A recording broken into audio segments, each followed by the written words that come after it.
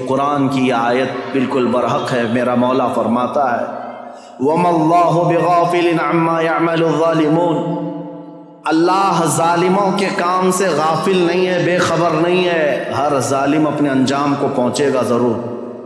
حالات کروٹ لیتے ہیں۔ یزید کا دور حکومت ختم ہو گیا، اس کے بعد یزید کا بیٹا معاویہ تخت نشین ہوا۔ 6 مہینے صرف خلافت چلی، اس کے بعد یہ خاندان کی وراثت ہی ختم ہو گئی۔ معاویہ کے بعد یعنی یزید کا بیٹا جو معاویہ تھا، اس کے بعد پھر اس خاندان میں خلافت ہی ختم ہو گئی۔ مروان کی حکومت چلی، مروان کے بیٹوں کی حکومت چلی، لیکن اس اثنا میں ایک شخص مختار ثقفی نام سے کوفہ کی سرزمین سے ابھرتا ہوا ایک نوجوان نکلا۔ وہ اہل بیت کا جانثار تھا، محب تھا، چاہنے والا تھا۔ وہ کوفہ کی ساری طاقت و قوت کو اس نے جمع کر لیا، اور اسی دن سے اس نے طے کیا کہ رسول اللہ کے خاندان کے ساتھ جو ہوا ہے میں اس کا بدلہ لے کر کے رہوں گا، میں کفارہ ادا کروں گا۔ تھا تو کوفہ کا رہنے والا، اور اس نے اپنی پوری مجتمع طاقت کو لے کر وہاں کی سارے لوگوں کو جمع کر لیا۔ اس کے بعد پھر ایک بعد دیگرے لوگوں کو ڈھونڈنا شروع کیا، اور جو تاریخ ہے میرے عزیزوں، اس نے پیچھا کیا سب سے پہلے اس شمر کا جس نے امام حسین کی گردن الگ کی تھی۔ اور ایک لمبا واقعہ ہے، میں مختصراً یہ بتاتا ہوں۔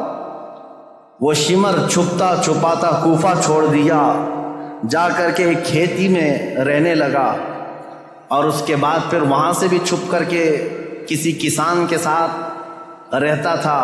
لیکن مختار ثقفی نے قسم کھا لی تھی کہ ہر اس شخص کو میں قتل کروں گا جو کوفہ سے نکل کر کربلا کے میدان میں امام حسین کے مقابل میں گیا تھا، اور جتنے گئے ہوئے تھے ان کو چن چن کر کے وہ قتل کرتا گیا، مارتا گیا۔ اور اس کے بعد پھر شمر مل گیا، اس کو اس نے اتنی بری طرح سے قتل کیا کہ اس کے ٹکڑے بھی کھیر دیے، اور اس کے بعد کتوں کے سامنے اس کے ٹکڑوں کو ڈال دیا جو امام حسین کا قاتل تھا۔ پھر خولی بن یزید تھا ایک شخص، اور ایک شخص تھا جو امام حسین کے جسم اقدس پر پیر رکھ کر کے ان کو گرایا تھا۔ وہ تو پہلے ہی مر گیا، تو مختار ثقفی نے کہا کسی بھی کوفی کو مرنے کا بھی حق نہیں ہے بغیر سزا لیے ہوئے۔ اس نے اس کی قبر کھدوا دی، اور اس کے بعد اس کی لاش کو جلوا دیا، کہا یہ عبرت ہے لوگوں کے لیے۔ اور اس کے بعد عبید اللہ بن زیاد جو گورنر تھا، اس کی جنگ ہو گئی ابراہیم ایک اور گورنر بصرہ کے گورنر کے ساتھ، اور وہ حاوی ہو گیا، عبید اللہ بن زیاد کی فوج ماری گئی۔ پھر عبید اللہ بن زیاد گرفتار ہو کر کے آیا، تو مختار ثقفی گیا اور کہا کہ یہ شخص میرے حوالے کرو۔ یہی ہے پورے کربلا کی داستان کا اصل مجرم۔ کوفہ کا گورنر بن کر کے آیا، امام مسلم کو قتل کیا، ہانی بن عروہ کو قتل کیا، اور اسی نے بھیجا تھا کربلا میں۔ پھر عبید اللہ بن زیاد کو اس نے گرفتار کر کے چوراہے پر کھڑا کیا، اور اس کے بعد اس کے ساتھ بھی وہی حشر ہوا میرے عزیزوں، جس کو بیان نہیں کیا جا سکتا، کہ وہ موت مانگتا تھا لیکن کوئی اس کو وہاں پر مکمل قتل کرنا بھی نہیں چاہتا تھا۔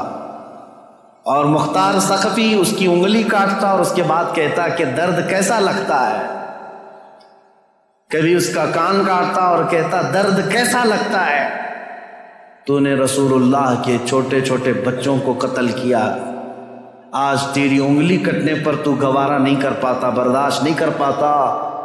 اس حسین ابن علی نے کیسے گوارا کیا ہوگا جب 6 مہینے کے بچے کی گردن میں تم نے تیر ڈال دیا تھا۔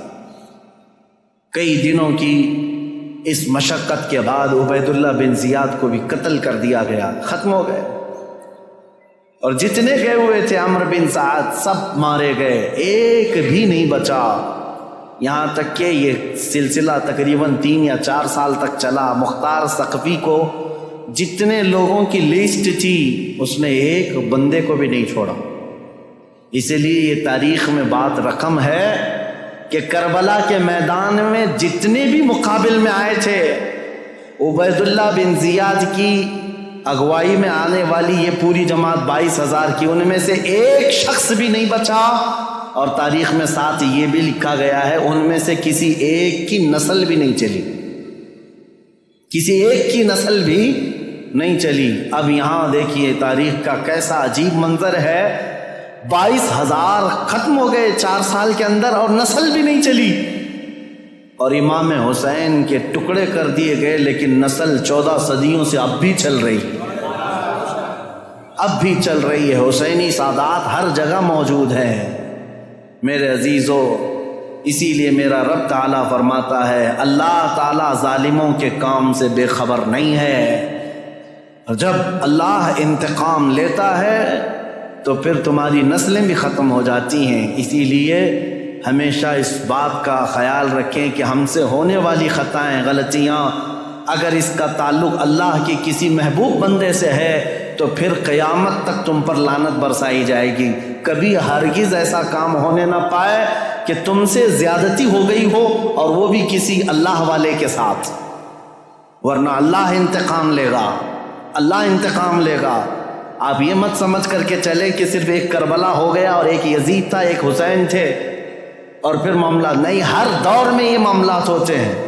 آج بھی دیکھو رسول اللہ کے اہل بیت یہ اللہ والے تھے، امام حسین، تکلیف پہنچی تو آج تک وہ یزیدی ذلیل ہیں اور لعنت کے پھٹکار ان پر برس رہے ہیں، اور صبح قیامت تک ہوتے رہیں گے انشاءاللہ۔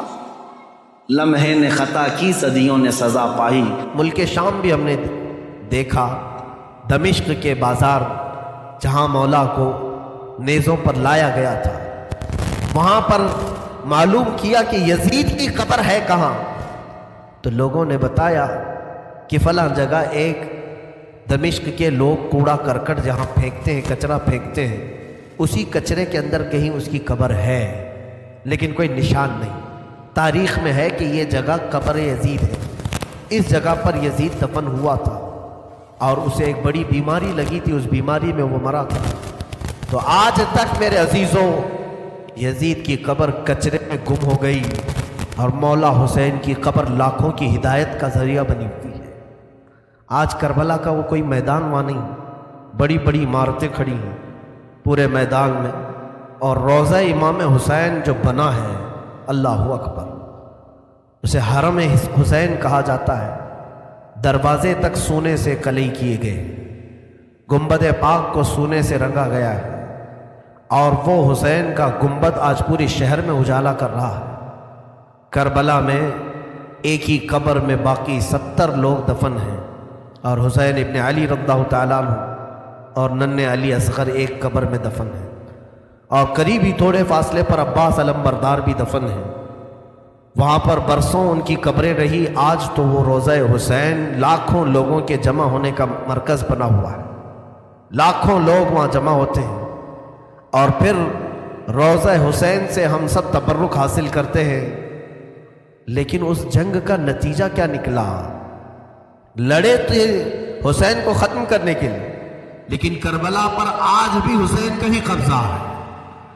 آج جا کر کے دیکھیں تو جگہ جگہ وہاں پر حسین کے ہی نام ہیں، ہر دکان پر امام حسین کا نام، ہر علاقے میں امام حسین کا پرچم لگا ہوا ہے، اگرچہ شیعہ لوگوں کی طرف سے ہو یا اہل بیت سے محبت کرنے والے معتدل لوگوں کی طرف سے ہو، لیکن حسین کا نام ہر کوئی وہاں پر لیتا ہے۔ تھی تو وہ زمین یزیدی لشکریوں کی، فتح تو انہیں حاصل کرنا تھا، کٹے ہوئے لاشیں تھے وہاں پر، کوئی نہیں تھا، لیکن لوگ اس وقت فتح مبین اعلان کر رہے تھے، یزیدی لشکر فتح ہو گیا۔ اے ظالموں، کہاں ہے وہ تمہاری فتح؟ 14 صدیاں گزر گئی، فتح کا جھنڈا اب بھی کربلا میں حسین کا لہرا رہا، اور بلکہ کربلا نہیں، آج بھی ہمارے گھروں میں بچے پیدا ہوتے ہیں تو ہم میں سے آج تک کسی نے یزید نام نہیں رکھا، حسین نام رکھنے پر فخر کرتے ہیں۔ تم ڈھونڈو گے تو محلے میں کوئی نہ کوئی حسین تمہیں مل ہی جائے گا۔ لاکھوں حسین دنیا میں پیدا ہوتے رہے اور ہو رہے ہیں اور قیامت تک ہوتے رہے، لیکن نہ یزید کی نسل باقی ہے، نہ ان لشکریوں کا کوئی نام لیوا باقی ہے۔ تو کیسی فتح تھی؟ وہ تم نے دنیا کے لیے لڑا تھا اور تم مال کے لیے لڑے تھے، اور مولا حسین صرف رضائے الہی کے لیے لڑے تھے۔ رسول پاک کی شریعت طاہرہ کے نفاذ کے لیے لڑے تھے، رب تعالیٰ نے انہیں ایسی فتح عطا کی، گھر لٹ گیا الگ بات ہے، لیکن ان کے ذکر پاک سے آج لاکھوں رونے والوں کی آنکھیں نم رہتی، لاکھوں نہیں کروڑوں آنکھیں روتی ہیں مولا حسین کے لیے۔ کیا آج ہر گھر میں حسین ابن علی کا تذکرہ نہیں ہوتا؟ مائیں اپنے بچوں کو حسین کے واقعات نہیں سناتی؟ میرے عزیزو، اصل فتح تو یہ ہے جو حسین ابن علی کو حاصل ہے۔